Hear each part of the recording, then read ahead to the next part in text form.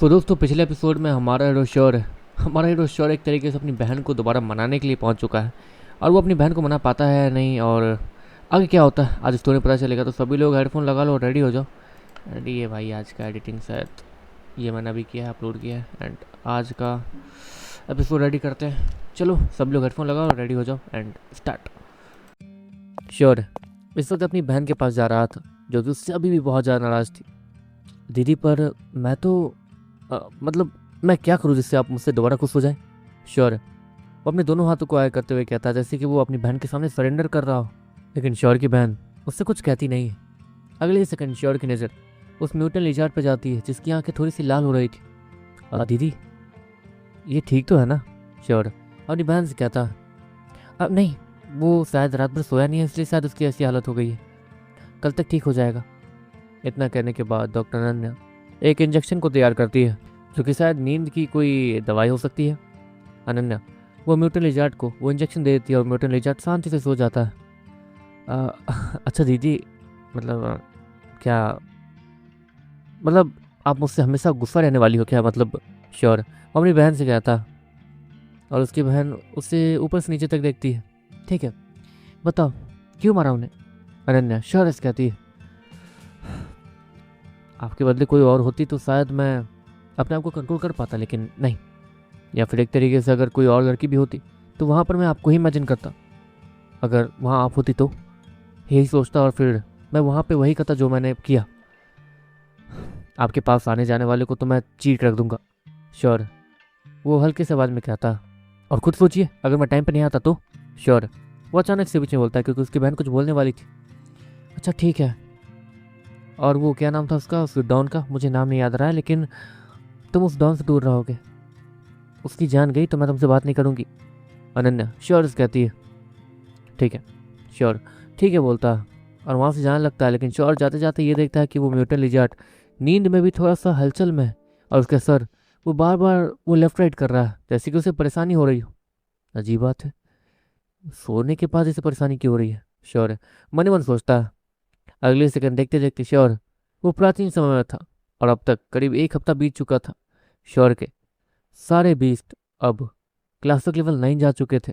Sure ने इतनी speed के साथ उन सभी को डेवलप किया था, लेकिन परेशानी वाली बात यह थी कि श्योर को कोई भी फाइटर लेवल का बीस्ट नहीं मिल रहा था।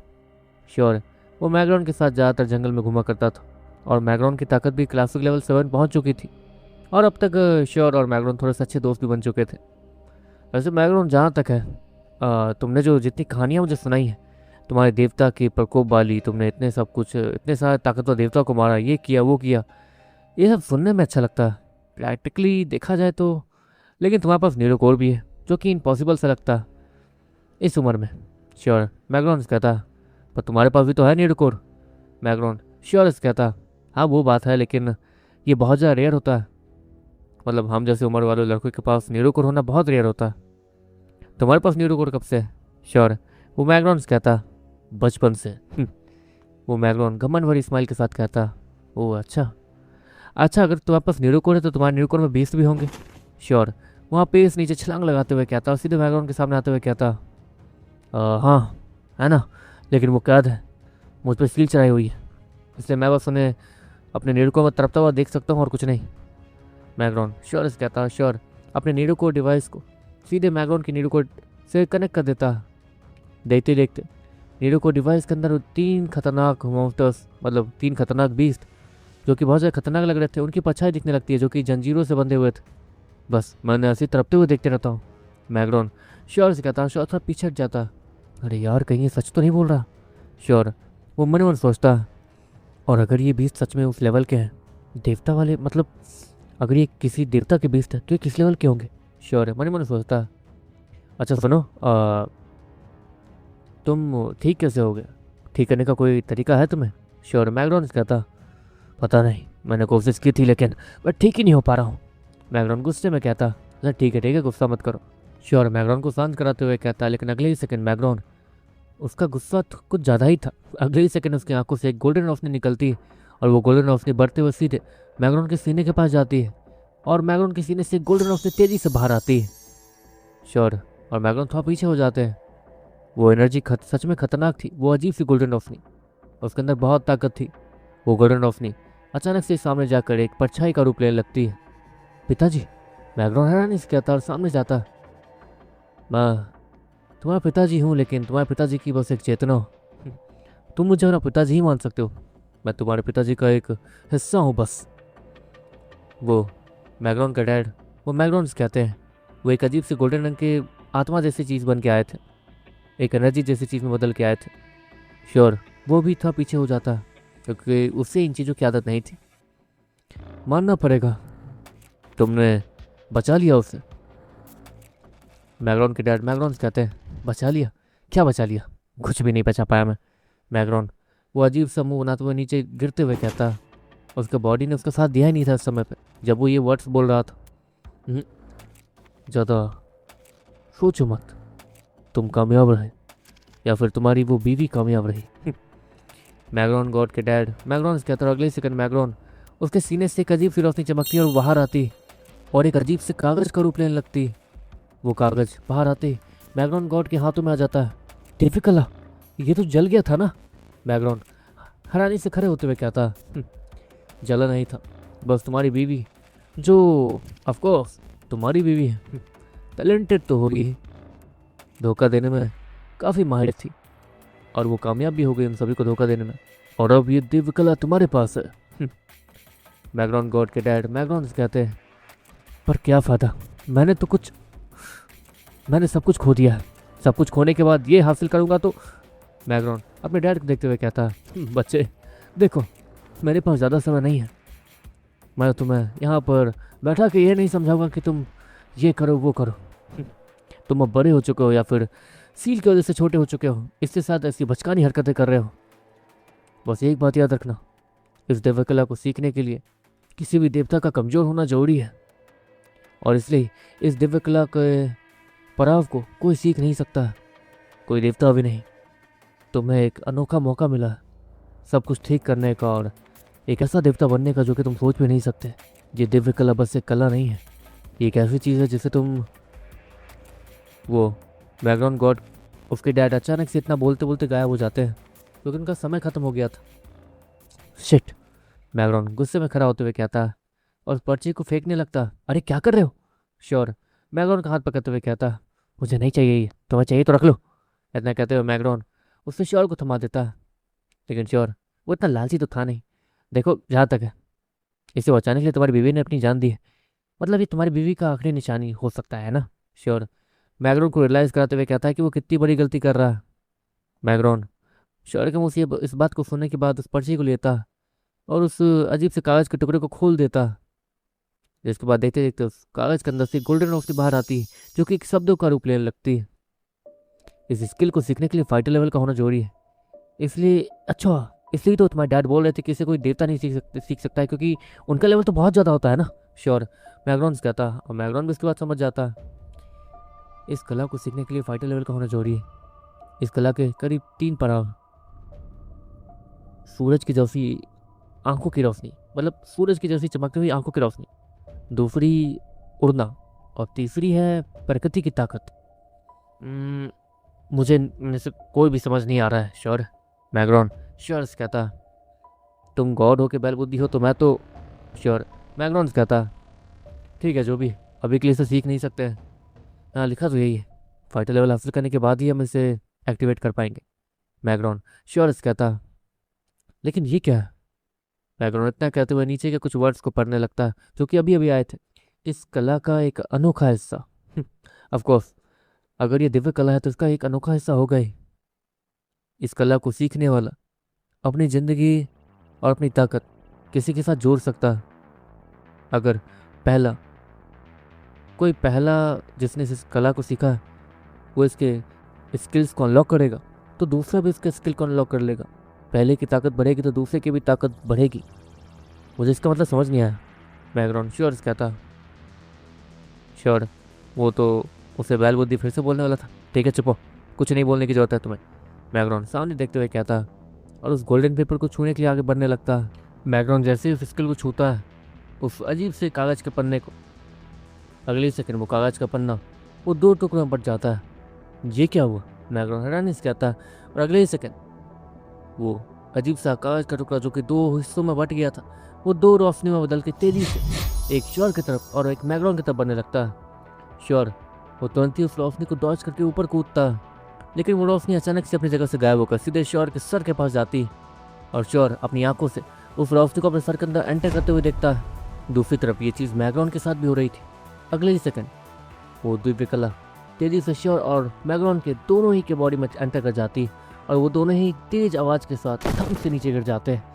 अरे यार, इसके लिए तो फाइटर लेवल जा रहा था ना। श्योर खड़ा होते हुए कहता, नहीं, इस कला के स्किल्स को अनलॉक करने के लिए फाइटर लेवल चाहिए। बाकी सीखने के लिए तो उसे सीख सकते हैं, और ये कला हमें हमारे बॉडी को उस हिसाब से तैयार कर देगी ताकि हम उन स्किल्स को अनलॉक कर सकें, जैसे कि सूरज की जैसी आंखें उड़ना और प्रकृति की ताकत। मैग्रॉन वहीं लेटे लेटे कहता है, क्योंकि उसके अंदर खड़े होने की ताकत नहीं थी। श्योर मुझे जल्द से जल्द फाइटर लेवल जाना है, जल्दी मुझे इन स्किल को सीखना और आगे बढ़ के बदला लेना है। मैग्रॉन श्योर कहता, फाइटर लेवल के बीच बहुत रेयर होता है यार। देखा जाए तो अगर हमें फाइटर लेवल के बीच चाहिए तो हमें जंगल की और गहराइयों में जाना होगा, लेकिन परेशानी वाली बात यह है कि वहाँ पर फाइटर लेवल 4, 5, 6 के बीच भी रहते हैं, और प्राचीन समय में उनसे भिड़ना मैं सोच भी नहीं सकता। श्योर मैग्रॉन कहता। श्योर को लगा था कि मैग्रॉन फिर भी जिद करेगा। ठीक है, तो ताकतवर बन के चलेंगे। मैग्रॉन श्योर कहता, ठीक है, अच्छा है, तुम्हारे अंदर थोड़ी दिमाग नाम की चीज़ तो है। श्योर इतना कहते हुए श्योर वो मैग्रॉन को उठाता है और वापस कबीले आ जाता है। कबीले आने के बाद मैग्रॉन वो सोने की तैयारी करने लगता है। अब वो करे क्या? अब मैग्रॉन एक श्योर मैग्रॉन कहता, क्या? नहीं, इस बिस्तर पर मैं सोऊंगा। मैग्रॉन श्योर कहता, अरे नहीं, वो बात नहीं है। असल बात यह है कि मुझे तुम्हारी मदद चाहिए। श्योर मैग्रॉन कहता, जैसे कि वो कुछ से कितनी बड़ी चीज़ मांगने वाला हो। हाँ बोलो। मैग्रॉन श्योर कहता, क्या तुम मेरे साथ मेरे टूर्नामेंट में चलोगे?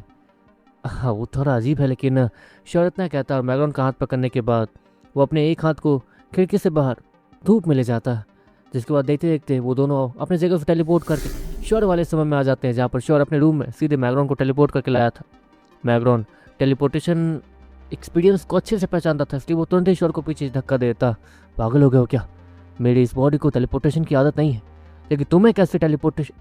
इतना कैसे? और इतना कहते कहते अचानक से मैग्रॉन अपने आसपास देखता, नहीं, ये बस टेलीपोर्टेशन नहीं था। मैग्रॉन चारों तरफ देखते हुए कहता, यहाँ पर बाहर किसी से बाहर का पूरा नज़ारा दिख रहा था। वो पूरा बड़ा शहर और पूरे एडवांस टेक्नोलॉजी, ये सब कुछ देखकर मैग्रॉन उसकी आंखें चुनी आ गई थी। कमाल है, मैग्रॉन स्माइल के साथ कहता, कमाल है ना? वैसे एक बात बताऊँ, इतना कहने के बाद श्योर वो सारी चीज़ें मैग्रॉन को बताता है जो उसके साथ हुई थी। दिव्य पत्थर, टेलीपोर्टेशन, ये सब कुछ कमाल है। इसका मतलब ये नहीं कि मैं तुम्हारे इस समय को कमाल बोल रहा हूँ और इस शहर को। तो पता भी है मैं खुद बादलों के बीच, बड़े बड़े गोल्डन महलों के बीच में रहता हूँ। तो ये तो सोचना मत कि मैं ये सब कुछ देख के हैरान हुआ। मैं ये सब कुछ देख के हैरान नहीं हुआ। मैं बस ये बोलना चाहता हूँ कि तुम दिन में यहाँ रहते हो और रात में वहाँ, तो तुम सोते कब हो? मैग्रॉन श्योर कहता है, और श्योर जहाँ पर वो ये एक्सपेक्ट कर रहा था कि मैग्रॉन उससे कितने बड़े बड़े सवाल पूछेगा, वो बस छोटा सवाल पूछता है। मतलब तुम्हें ये नहीं जानना है कि मैं टेलीपोर्ट क्यों होता हूँ, मैं यहाँ वहाँ और टूर्नामेंट, और मतलब तुम्हें जानना है बस कि मैं सोता कब हूँ, है ना? श्योर मैग्रॉन कहता, और मैग्रॉन अपने सर को हाँ मिलाता। अरे यार, तुम तो सच में मेरे टाइप के हो। हाँ, थैंक गॉड। एक काम करते हैं, रात में मेरी बहन आएगी तो उनसे परमिशन लेंगे सबसे पहले यहाँ रहने की, क्योंकि वो मेरे घर की बॉस है एक तरीके से। तो श्योर मैग्रॉन कहता, हाँ मिल लेंगे तुम्हारी बहन से, वैसे भी तुम उनकी इतनी तारीफ करते हो, मेरे कान पक जाते हैं। मैग्रॉन इतना कहते हुए बाहर जाने लगता, और श्योर उससे वहाँ के होटल ले जाता है जहाँ पर उसे अच्छा खाना मिलता। खाने के मामले में मैं कह सकता हूँ कि यहाँ की चीज़ें काफ़ी अच्छी हैं, या फिर हो सकता है कि मुझे मेरे खाने का स्वाद याद नहीं है। क्या पता वहाँ का अच्छा है या फिर यहाँ का।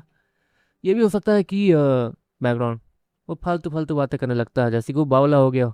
हमको अब इतने समय से वो जो कबीले का खाना खा रहा था, ये खाना उससे बहुत ज़्यादा बेटर था। देखते देखते रात हो जाती है और मैग्रॉन और श्योर अपने टेबल पे बैठे हुए थे, डाइनिंग टेबल पे, और मैग्रॉन चुपचाप धीरे धीरे खाना खा रहा था। मैग्रॉन क्या कर रहे हो? मेरी बहन को तो आने दो। श्योर वो मैग्रॉन को एक हाथ मारते हुए कहता, ठीक है, मैग्रॉन वो वेट करते हुए कहता। अगले सेकंड श्योर की बहन जैसे ही दरवाजा खोल के आती है, अपने बालों को साफ करते हुए आती है। मैग्रॉन वो अचानक से ही एक अजीब चीज देखता है।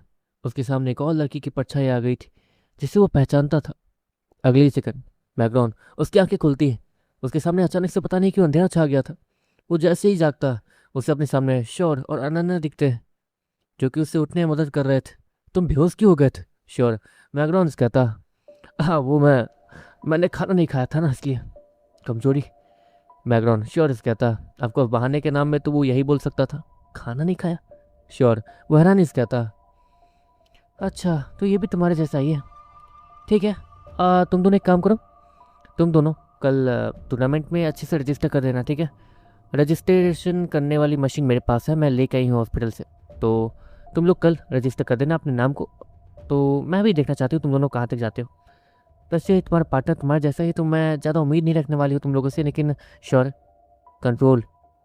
अनन्या श्योर कहती। हाँ दीदी आप चिंता मत करो। श्योर अनन्या कहता। देखते देखते अनन्या वो अपने कमरे में चली जाती है, लेकिन अगले ही सेकंड वो तेजी से बाहर आती है क्योंकि उसे कोई कॉल आया था। दीदी क्या हुआ? श्योर अचानक से अपनी बहन से कहता। अब म्यूटेंट लीचर भाग गया है, वो हाइब्रिड बीस्ट, उसका लेवल जहाँ तक है मैंने उसके लेवल को फाइटर लेवल 4 पहुँचा दिया था, और वो प्राचीन बीस्ट है, मतलब उसके बराबरी वाला। इतना कहते हुए अनन्या हैरानी सब और थोड़ा सेंसलेस होते हुए बाहर जाते हुए कहती है, जैसे कि वो उसे इस चीज़ पे यकीन ही ना हो रहा हो। ऑफकोर्स वो छोटू बीस्ट इतना आसान था, और जिस तरीके से उस डॉक्टर ने कहा कि उस बीस्ट ने ऐसा बिहेव किया, डॉक्टर अनन्या वो हैरान हो गई थी। श्योर और मैग्रॉन अब बैठ तो सकते नहीं थे, वो दोनों भी तेज़ी से बाहर निकल जाते हैं। चलो दोस्तों आज के एपिसोड में सिर्फ इतना ही, and thank you for support. And ये रहा आज का वॉइस ओवर। एंड चलो दोस्तों मिलते हैं नेक्स्ट वीडियो में। Tata bye bye, see you. And like करना, सब्सक्राइब करना। मिलते हैं नेक्स्ट वीडियो में। Tata bye bye, see you.